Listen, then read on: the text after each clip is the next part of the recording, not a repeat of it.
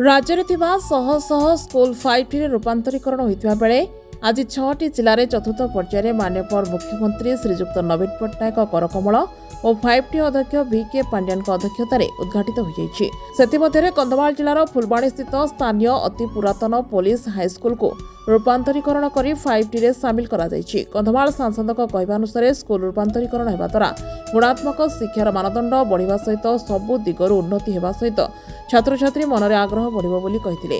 जिल्लार अद्यावधि याकु मिसाई 46 स्कूल को रूपांतरीकरण होई पारिथिबा सूचना जणा पड़िछि। आज देखंतु ए जो 5T रूपांतरित स्कूल उद्घाटित होउछि। एही अवसर रे कंधमाल जिल्लार 46टी स्कूल रूपांतरित हैला।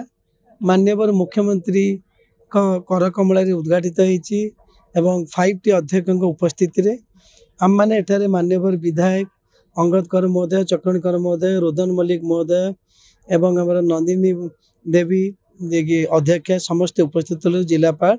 तो आम बहुत खुशी कंधमाल जिला जोटा कि आकांक्षा जिला थिला तार 100 स्कूल रूपांतरित होइछि 5T अधीन रे, जहाँद्वारा कि शिक्षार बहुत मान बढ़िबो, उन्नति हेबो, पिला माने मध्य बहुत आग्रह प्रकाश करिवे सरकारी स्कूल पढ़िया पई, बापा माँ पैसा बंचिबो एवं ये जो स्कूल गुड़ाक माने टिके सब खराब अवस्था थिला सेटा बर्तमान नेक्स्ट 40-50 वर्ष पई नुआ हो।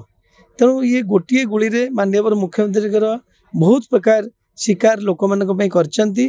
ता छड़ा आपण देखंतु समय थिला आम माने कहूलु डेवलपमेंट वर्क माने केवल कोस्टल एरिया, बर्तमान माननीय मुख्यमंत्री डेवलपमेंटल काम करछंती। मालकानगिरी उपांत जिला टू आरंभ करी सुंदरगढ़, संबलपुर, बलांगीर, कलाहांडी, गजपति, गंजाम टू आरंभ करी आपणकर कंधमाल जिला पर्यंत कौन सी गोटे जिला नहीं जो कि अत्यधिक डेवलपमेंटल काम सबु दिगरु न होची। सेति आम माननीय मुख्यमंत्री को अशेष अशेष धन्यवाद दौचु। ता छड़ा माननीय मुख्यमंत्री जो स्वप्न आगामी दिन में नुआ ओडिशा नवीन ओडिशा गढ़ा, जदि पिला माने भल गुणात्मक शिक्षा न पाइबे, शिक्षित न हेबे, स्वच्छल न हेबे, विभिन्न जगार अवस्थापित न हेबे, तेणु नुआ ओडिशा नवीन ओडिशा सफल हेबनी।